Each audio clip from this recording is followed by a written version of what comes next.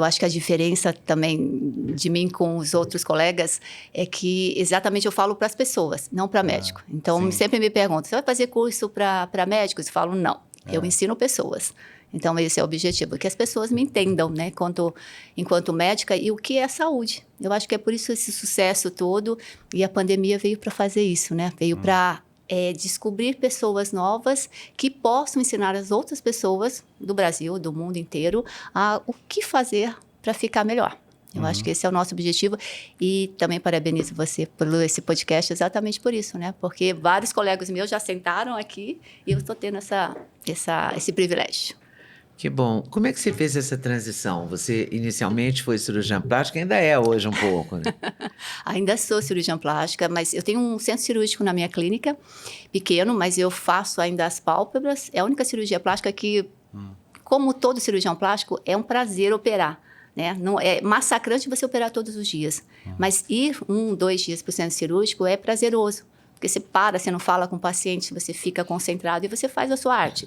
Então, hoje eu me dou o direito de fazer só pálpebra. Mas... E é uma cirurgia que não dói, né?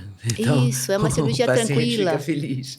E dá uma renovada, né? Porque, assim, de verdade... Limpa a imagem. Né? Sim. Você está ótima também, já deve ter feito. Eu já fiz sim. E faria de novo. Agora já tem 10 anos que eu fiz. Olha lá, que beleza. 12, vai fazer, acho que esse ano... Faz 12 anos, meu Não, mas Deus. a cirurgia de pálpebra é uma cirurgia que dura seus 20 anos tranquilamente. Tá bem. Tá na hora de fazer de novo.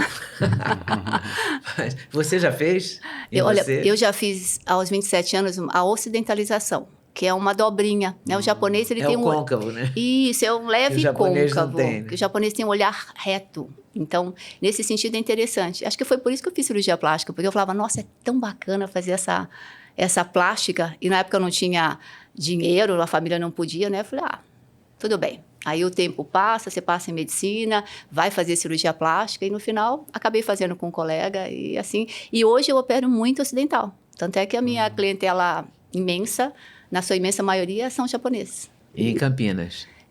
Mas os pacientes não são só de Campinas, né? Acaba sendo, tem São Paulo. Porque hoje em dia também com a internet, com o seu próprio canal, você amplificou esse sinal, né? É verdade, Leda. Não, a internet, ela tem esse milagre, né? Ela consegue aproximar todo mundo num momento como esse, né? Porque, por exemplo, imagina conhecer o Duda pessoalmente e estar conversando com ele, isso nunca, né? Era um artista e você não ia ter essa oportunidade. Você é a mesma coisa. Que bom, e nós com você. Agora, como é que você fez essa transição? Deixa a cirurgia plástica ou deixa ela em segundo plano? Sim. E se envolve com a medicina integrativa, com a saúde de um modo geral, né? Você tem um compromisso com isso, Foi né? interessante, Leda, porque o paciente de cirurgia plástica, eu comecei a operar em 96, quando eu me formei. E você começa a ver, assim, é muita cirurgia. O paciente, ele chega para você, ele tem dinheiro, e ele diz, eu quero fazer essa lipoaspiração no meu abdômen porque eu não quero malhar, eu não quero fazer dieta, então eu quero fazer uma lipo. Então, isso começou a me cansar tanto, porque eu falei, não. E o resultado depois é o problema, né? Quer dizer, você faz a cirurgia, o paciente fica bem e depois ele volta a engordar. E aí vem a cobrança também.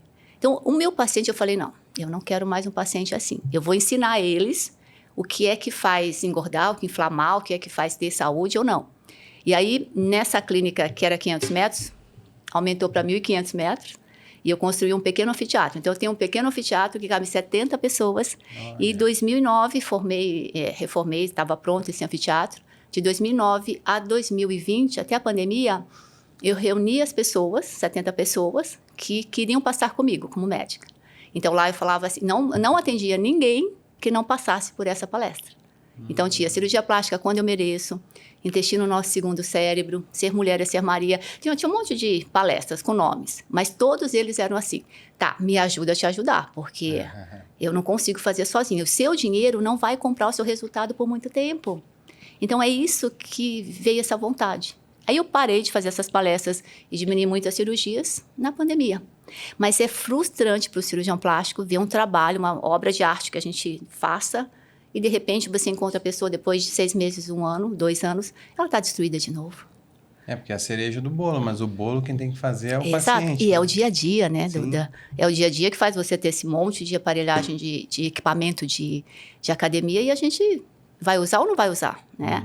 Eu falo sempre, Leda, eu não gosto de atividade física, mas eu me obrigo a fazer. Agora, eu saio de lá feliz? Não, nunca senti essa felicidade, mas eu tenho que fazer. E você faz todo dia? Como é que é? Não. A sua rotina? Eu falei que depois dos 60 eu vou fazer todo dia. Até lá, a gente ainda dá para fazer... eu faço pilates 2 vezes por semana e faço caminhada, uma grande caminhada, nos finais de semana. Mas vou começar uma musculação, é promessa.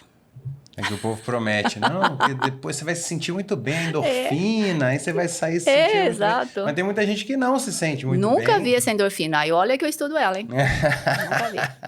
Não, e tem uma frase que outro dia um convidado nosso falou, que é: adulto faz o que tem que fazer, criança faz o que quer. Isso me marcou, eu passei a repetir. É real. Bastante, né?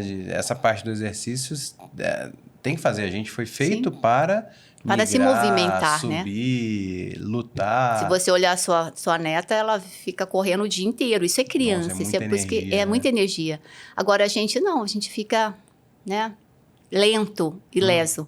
Então, um dos pilares de envelhecer jovem, Leda, é esse. Tem que fazer atividade física. Custe o que custar.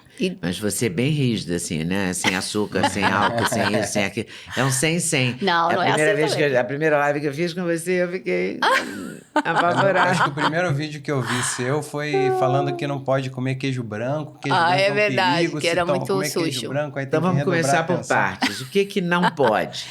Ou o que pode? Não, Porque é mais sobrou fácil. muito O que não. pouco, né? Imagina, Leda, ó, você tem uma máquina aqui. Churrasco pode, carne pode, arroz pode, feijão, carne, grãos. Tudo você pode. Você só vai modificar uma farinha de trigo por um mix de farinha sem glúten. Tem que ser um mix, porque senão não fica bom. Né? Só uma farinha de arroz, só uma farinha de mandioca, não é bom. Então, quando você mistura 5 farinhas, fica maravilhoso, fica igual uma farinha normal. Mas não é uma farinha bom para a trigo. saúde ou não é bom para o paladar? Não é bom para a saúde. Para o paladar é maravilhoso um glúten, mas para o seu intestino... desculpa, o mix de farinha. Mix de farinhas, porque senão não é bom. Não é bom para o paladar. Tá. Para o resultado final. Então, quando você usa um mix, você fala, nossa, não dá para falar se esse pastel é com glúten ou sem glúten. Então, hoje em dia as coisas estão tão assim, melhores que você não precisa comer coisa sem glúten ruim. É bom, né? Então, vou te fazer a pergunta que não pode calar. Qual é esse mix? Farinha de arroz? Aveia? Ou você é contra a aveia? A gente não indica aveia, porque a aveia ela tem alguns problemas. Ela tem a aveína, que é a proteína dela, que é muito parecida com a gluteína do glúten. Então, eu não passo bem com aveia.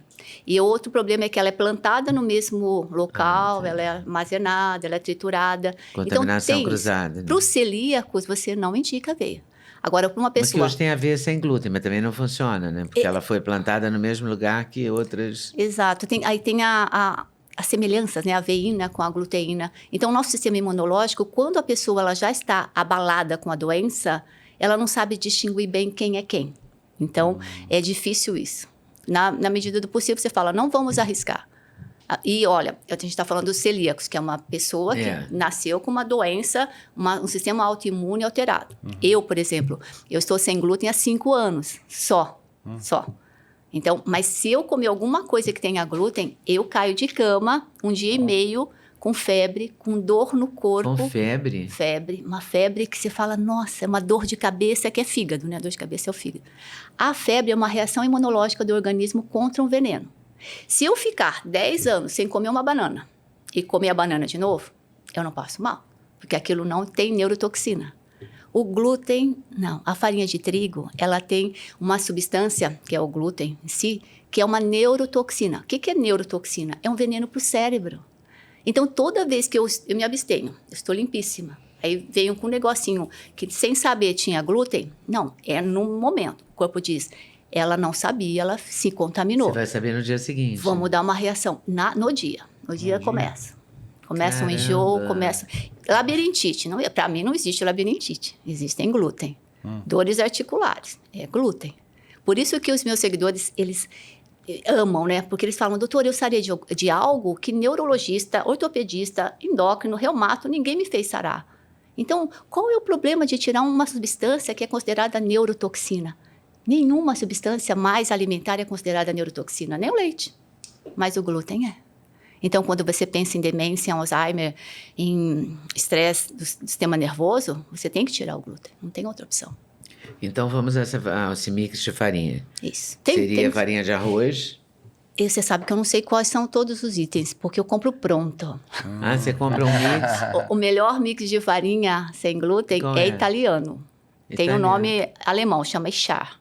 Ah, eu sei Char. qual é. Então, SCHAR. Isso, essa aí. Tem uma linha de produtos. Linha, é incrível. Outro dia eu comprei, eu até perdi a validade, fiquei arrasada, porque custou caro e eu joguei fora. Eu comprei um biscoito de maisena, porque eu falei, eu vou fazer uma palha italiana. Me deu vontade de comer uma palha italiana. Falei, vou fazer uma palha italiana. E comprou, certo. Comprei esse biscoito, esqueci, não vi, e acabou a validade. Mas ele tem uma linha inteira no mundo inteiro. Tem uma linha inteira. Eu reparei também. De pães, de várias bisnaguinha, coisas. de água e sal, de tudo que você... Então, pensa, O pão italiano... não faz muito, o pão faz diferença. O pão, se você comparar com o pão francês, esse de padaria, que outro dia entrevistando alguém que me disse que Murilo Pereira que falou, que, na verdade, eu parei até de comer. Que bom. Porque ele falou que é uma mistura. O pão francês é mistura para pães, sabe? Um mix para não pães. Era nem farinha Eu acreditei pura. A vida inteira que era farinha, água e fermento, sal. E sal. Fermento, que era um pão... Primeiro tinha bromato, né? Lembra da campanha do bromato? Eu sou dessa época. E aí eu parei de comer. Depois eu voltei a comer porque, comparado com os outros pães, né? Pão que fica no supermercado 6 meses. De forma, né? Eu falei, então o pão francês é melhor. Eu devo ter entrevistado alguém que falou isso. Aí eu acreditei. Agora eu tirei o pão francês, porque o Murilo Pereira falou que é um mix de farinha, que não é uma mistura para pães, não é uma farinha, né? Não, é um veneninho concentrado. Então essa mistura da chá... Ok. É bem boa. Assim, eu acho que é a melhor. Mas nós conseguimos fazer. Depois, se vocês desejarem, a gente coloca no descritivo uma receita muito bacana. E funciona, sai R$7 o quilo você fazendo em casa. E aí, gostou desse corte? Gostei muito, mas eu acho que vocês devem assistir a entrevista completa, que está no YouTube Leda Nagli, esperando por você. Essa série Hoje Nagli, o Encontro de Gerações, está imperdível. Vale a pena conferir, hein? Com certeza, se Deus quiser.